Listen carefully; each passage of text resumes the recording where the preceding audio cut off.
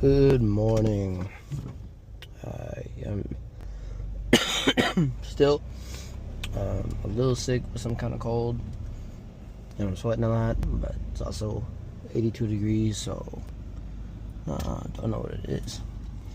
I took some of the tussin, and then I got the cheap kind of liquid IVs to get some electrolytes in. But I'm going down to home today. My cousin's getting married tomorrow. Man, these DoorDash people really kill me. But my cousin's getting married, so I'm going down there. Be listening to how to code with Canva and how to code with ChatGPT. Z ended up going to Texas while I was gone on a trip. He's down there for work. Dave does some coding too, but he's still in school, so I don't really want to burden him too much if he's not interested. So I'm gonna try to learn how to code or use AI to do it. Build some kind of MVP with LittleBlackNotebook, so I can stop talking about it. I almost forgot. The reason why I'm listening to ChatGPT and Canva is because Canva was ChatGPT's always been able to code, and I tried something with it before a long time ago when I just, it's a quick 5 minutes. Long story short, I didn't figure it out in 5 minutes.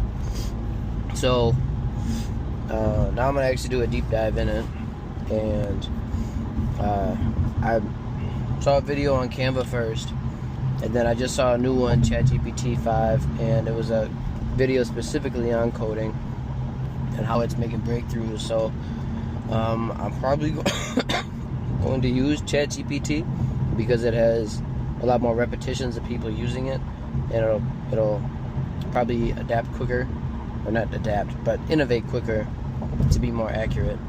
I just gotta figure out what language model and stuff, but that's why I'm using those two platforms and not another one.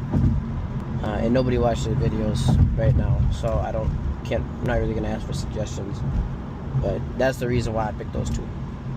We've got There's their boy! Showing up. We're going to spend north of 6 months. Jewish Porter, Plaza San Jaume, and let's zoom in. Barcelona Cathedral.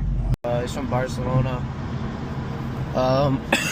He doesn't know how to code either, but I guess he's like a Canva expert.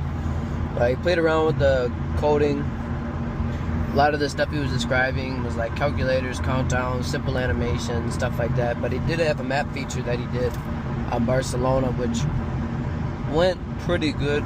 There was a couple of small errors, which are to be expected, but he said that the code, and this is the same experience I had, it shows you the code in an instant, but then it goes to the final product and then you can't get the code back, so you can't make many edits. And I don't think that Canva or the internet is going to have a specific guideline for all the parking rules in Dicky Town. I mean, they'll probably, if they do have it in the Minneapolis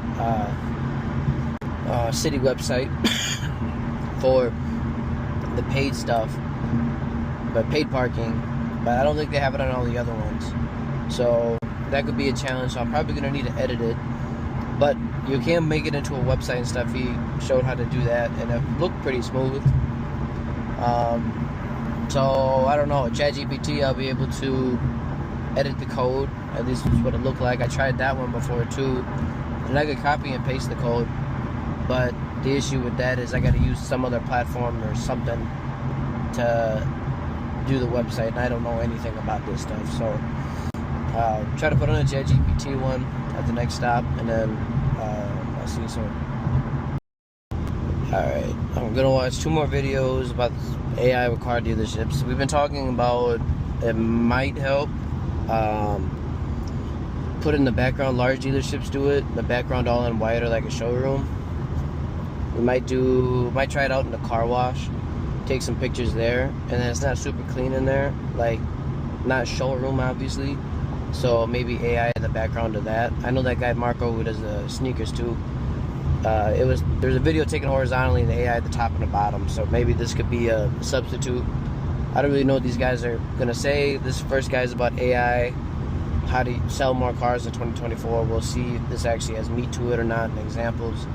And then another one's about a 30-minute video. I don't know if we'll have time for it, but just how AI is going to affect car dealerships. So I'm going to listen to both of these, and I'll give you a rundown after I listen to them.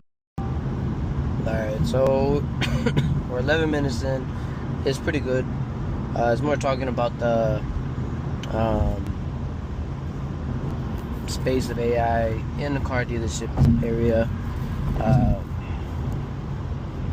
The guy's YouTube is car dealership guy, and I don't know, said a quick thought.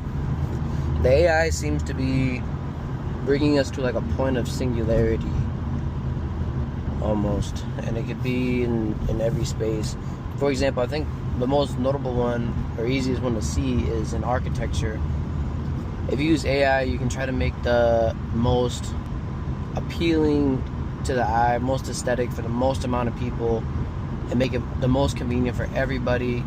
Not everybody, but the most common person, if that makes sense. So it's the most appealing, the most common person, and it's going to work very well for the most common person, and it's almost incentivizes everybody else to move to that one point. I know it's kind of just like something spin off, like what weed are you smoking, but it's kind of making everybody more common. Hopefully, I'm just hoping we don't lose the creativity space of it, or the human part of it, which is the creativity. Yeah, I don't know. Maybe I'll expand that another one, but that's just an initial thought here.